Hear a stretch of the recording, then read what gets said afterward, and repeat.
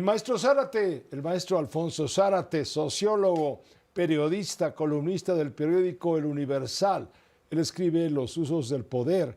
Es también presidente del Grupo Consultor Interdisciplinario GCI, una empresa dedicada a todos los temas de estrategia y comunicación política, a quien le damos la bienvenida, por supuesto, con el gusto de siempre. Maestro Zárate, ¿cómo te va? Muy buenas noches. Hola Pepe, muy buenas noches para ti. Gracias. Hoy veo que estás muy interesado en hablar del tema de las condiciones de certidumbre para invertir en México. Fue un llamado que hizo ayer la presidenta de la República a los empresarios en general de todo el país. Estaba toda la cúpula empresarial, pero esto implica también los comerciantes, los empresarios medianos y pequeños. ¿Por qué? Pues porque hace falta, porque urge. ¿Cómo es tu lectura? Sí, Pepe, a partir de estas posturas de la presidenta Sheinbaum, de tratar de incentivar la inversión privada y de juntarla con la inversión pública para tratar de salir del estancamiento en el que hemos estado los últimos 7 años. Hay que recordar que en el largo periodo de los gobiernos neoliberales, el crecimiento promedio fue de apenas 2,3%. Es decir, un crecimiento que el entonces presidente López Obrador calificó como mediocre. Sin embargo, la 4T ha tenido un crecimiento promedio en esos 7 años del 0,7%. Así que el llamado de la presidenta a los industriales, a los comerciantes, a los hombres de negocios para invertir me llevó a buscar en mi archivo un estudio que realicé hace justo 50 años. Es decir, en 1976, uno de los hombres cercanos al que días más tarde sería presidente de la República, me refiero a Julio Rodolfo Moctezuma Cid, que fue secretario de Hacienda con López Portillo, encargó un estudio que pedía responder a una sola pregunta: ¿por qué los parques industriales que había construido la administración que estaba concluyendo del presidente Luis Echeverría habían resultado cementerios industriales? Y para eso realicé una serie de entrevistas con empresarios muy prominentes. Hay que recordar que un año antes había nacido el Consejo Coordinador Empresarial, así que entrevisté a don Armando Fernández Velasco, que fue precisamente el primer presidente del CCE, pero también a don Antonio Ruiz Galindo, a don Eustaquio Escandón, a Gastón Azcárraga Tamayo, que presidía en ese momento el Centro de Estudios Económicos del sector privado. Y fíjate, Pepe, qué interesante, porque a pesar de que ha transcurrido medio siglo, algunos de sus razonamientos resultan hoy vigentes. Menciono 7. El principal incentivo para invertir, me dijeron, es el clima social propicio, confianza y seguridad, y la expectativa de lograr utilidades. Bueno, a 50 años de distancia lo que observamos es que no puede haber confianza donde no hay seguridad y en donde el país sufre la presencia definitoria en una buena parte del territorio nacional de bandas criminales que imponen su derecho de piso, una cuota que asfixia a los negocios.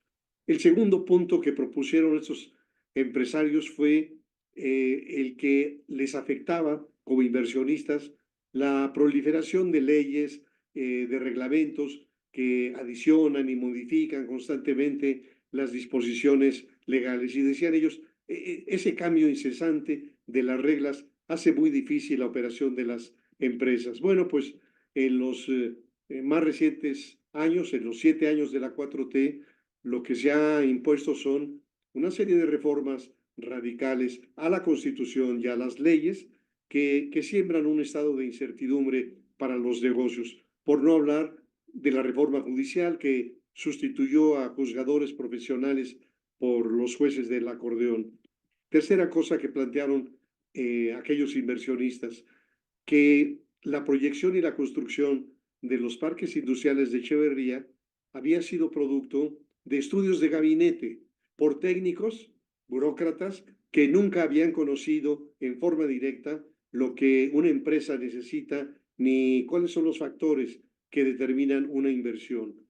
Cuarto cuarto aportación, decían, tan importante como la infraestructura, es decir, que haya electricidad, gas, agua, etcétera, es lo social, porque resulta muy difícil desplazar a técnicos y a funcionarios de niveles medio y alto cuando se carece de servicios sociales, de instalaciones educativas, de lugares adecuados para el esparcimiento. Y esto pues es muy lógico. A lo mejor se hace un parque industrial en una región que sí cuenta con los aspectos de infraestructura, pero en donde no hay cerca una escuela de calidad, una buena universidad, para que los funcionarios que lleguen a trabajar en industrias establecidas en esas plantas industriales puedan inscribir a sus niños. Apenas en julio del año pasado, la presidenta Claudia Sheinbaum anunció la construcción de 110 parques industriales que dijo iban a ser impulsados por el corredor interoceánico ideado y construido durante la administración del presidente López Obrador. Y yo me pregunto, Pepe, si habrán aprendido la lección. En quinto lugar, dijeron estos inversionistas que la política de salarios mínimos era equivocada e incongruente, porque fijar salarios mínimos muy altos estaba desprotegiendo a los trabajadores. Y yo creo que hoy lo que estamos viendo de nuevo son incrementos sustantivos a los salarios, que lamentablemente se pueden dar muy bien en empresas muy exitosas, pero que no están considerando los impactos que tienen sobre las pequeñas y microempresas, es decir, el impacto que tienen estos incrementos para un taller mecánico, para una sastrería, para una tortillería, en donde los dueños del negocio, donde tienen 2, 3 trabajadores, no pueden soportar estos incrementos y lo que ocurre es que al final de cuentas están forzando a la informalidad. En sexto lugar, dijeron también que el presidente Echeverría se había propuesto independizar al país de la influencia de los Estados Unidos y que para ello había vuelto la mirada hacia el tercer mundo. Y su conclusión es, perdimos las ventajas de nuestra relación con Estados Unidos y solo logramos las desventajas de su enemistad.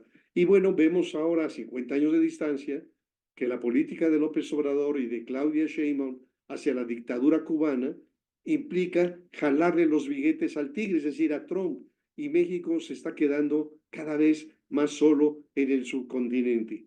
Y desde luego, en el terreno social hay otros ingredientes perturbadores para los inversionistas. Como ha ocurrido a lo largo de casi 40 años, la Coordinadora Nacional de Trabajadores de la Educación ha recurrido a sus tácticas de suspensión de clases, movilizaciones, bloqueos de vías de comunicación, asalto a oficinas públicas, con el propósito de intimidar y de chantajear a los gobiernos estatales y federales. Y ese tipo de acciones de la coordinadora, como los bloqueos de los trenes en Michoacán, tienen costos multimillonarios Claro. y lamentablemente no tienen una respuesta, Pepe. Y el último factor indispensable, una educación de calidad y sobre todo una educación pertinente, es decir, vinculada al sector productivo que evite que el sistema educativo genere no solo desempleados, sino inempleables. Entonces, me pareció interesante recuperar esta investigación que realicé en 1976, porque otra de las cosas que nos dice es la enorme dificultad que tenemos para aprender de nuestros propios errores, Pepe. Quedó clarísimo todo lo que has expuesto, sin duda, y lo vamos a platicar en un momento más con gente también del mundo, hoy del mundo de las finanzas y que está convocando justamente a la inversión. Hay que tomar en cuenta todos estos factores finalmente para tomar las mejores decisiones. Te agradezco muchísimo, Alfonso, y que estés muy bien. Yo a ti, Pepe, un abrazo. Gracias, Alfonso Zárate, el maestro Alfonso Zárate. los usos del poder aquí en Grupo Fórmula también, además del Universal.